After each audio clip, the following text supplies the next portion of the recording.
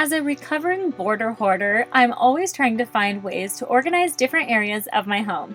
Today we're tackling my pantry spice rack and canned goods storage. I had a ton of mismatched spice containers, and I wanted to transform my spice rack into something worthy of Pinterest. I think it turned out well. I'll walk you through exactly how I did it and some tips I learned along the way to ensure this pantry spice rack stays organized. As we come into the pantry, you'll see that I have these near floor to ceiling shelves and it wraps around in a U shape. We already do have some intentional touches, such as doing a built-in spice rack here at the entrance of the pantry, so this makes it very convenient to just grab an item and go to cook with that. And then right around the back, I have canned goods. So there's a can rack back here. In studying the effects of clutter, I've learned that varying sizes, shapes, and colors of grouped objects can be very jarring. You like that? But seriously, the constant noise of eye-catching colors on food packaging can lead a pantry to feel chaotic. Am I right? Since spices only become less potent over time, but don't necessarily go bad per se, it's easy to understand why so many of us inadvertently become spice hoarders after years gone by. Tip: if you want to test your spices, there are suggestions for examining the color, the odor, etc. But I'm now in the habit of taking a chalk marker and writing the expiry date on the bottom of my glass jars. When in doubt, I'll be able to just flip over my jar and look at the expiration date that I had originally put on there from the initial packaging. When it comes time to change the date, I can just wipe it off and start anew. There is ease in seeing at a glance how much of a certain seasoning is remaining in the clear glass jars. Now, for most of my spices and seasonings, this size jar works well. When it comes to a few Italian herbs my husband uses in most of the family meals, he likes to buy those in bulk. So of course we are going to have some store-bought jumbo containers that hold more than these glass jars. And that's fine. At some point I may make a change for the surplus supply, but for right now, anything that's more than 4 ounces will stay in its original container. Here are the steps I recommend. First, wash each part separately. I ran my glass jars through the dishwasher for quick washing and drying. Conveniently, the plastic lids were packaged separately, so if you order the spice jar kit I linked in the description, you can expect the same. I ordered a set in 2020 and another in 2022 with the same awesome packaging each time. Second, for a streamlined process, apply all of your self-stick labels to the jars first. I prefer to use rubbing alcohol to swab the placement area, then I labeled my jars. Third, you'll fill each jar while basking in the aromatic experience. Try not to choke while the powder approaches your airway. JK. Though I will say, while transferring herbs and spices in powder form, I didn't find the silicone funnel helpful. Naturally, the powder would cake onto the grippy funnel. However, the provided funnel worked fine for flakes and fine leaves, since I didn't think the funnel was collecting anything that would require washing and drying the funnel in between herb types. Because you don't want to have to wash it each time and then wait for it to dry. It's like a whole thing. No thanks.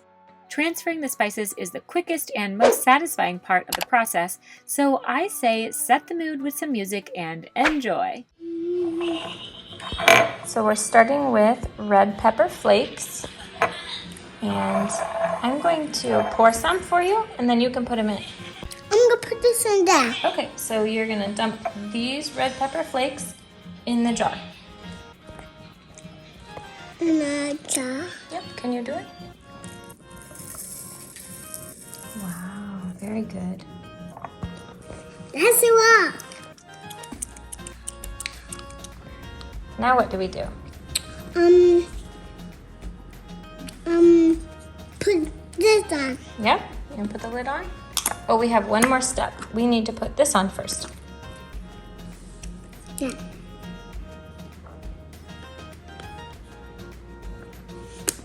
Very good, wow. Nice. Yeah. Yay. Perfect. It's perfect. Does this one perfect? It Fourth, if you order the Kitchen Almighty Complete set, you can choose whether your herbs and spices call for a sift and pour snap-on lid or one for a coarse snap-on lid for your shaker. So based on your preferences there, you can choose one of the two different types of lids that are provided in the package. I highly recommend this brand because the plastic lids fit tightly around the open mouth jar, and the brushed aluminum screw-on caps have a nice finish and an airtight seal. By the way, this set not only comes with the clear labels and chalkboard spice labels I showed, but there are chalkboard pantry labels too. Such versatility in this kit.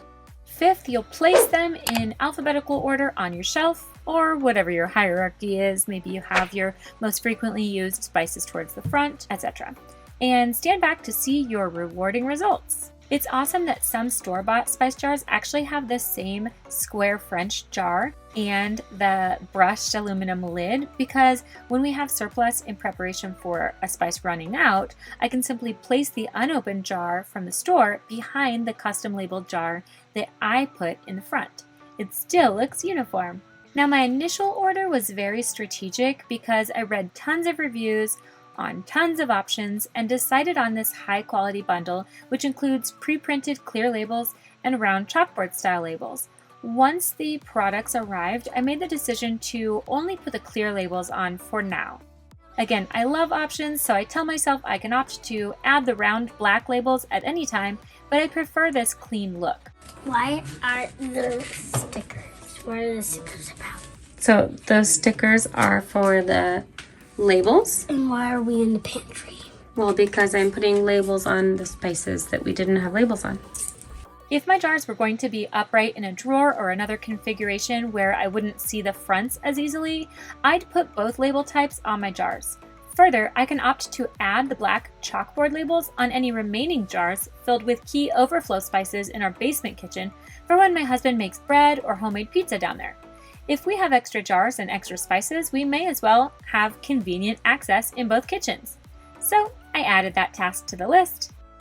Just before taking a look at the organized spice rack before and afters, let's peek around the corner at our can rack.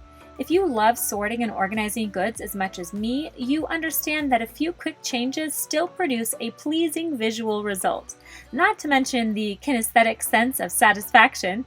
Here I am grouping items that are alike for an even quicker search and find mission at mealtime. Simply put, I grouped most legumes on one shelf with overflow below, and then green beans above them.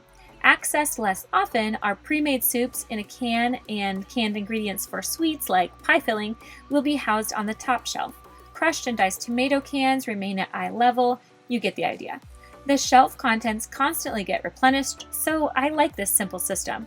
Even now, my husband just went out and bought more cans, so I'll still be reconfiguring this. This is a different twist. Since we buy a ton of salsa, mostly for my consumption, I've separated jarred salsa and even Alfredo sauce, since I'd hate for the jar to catch on the lip of the shelf while someone is pulling it out and dropping the glass on top of their bare feet. Ugh, I just can't imagine. So no, my hubs doesn't make Alfredo sauce, though everyone loves his homemade pasta sauce. Anyway, if the 3-tier bamboo shelf caught your eye, it's a brand new product from the Home Edit collection exclusively at Walmart. I'll link to my playlist with the Shop With Me, my full product reviews for these, but next you'll want to make sure to watch my extreme pantry organizing video using these Walmart exclusive products.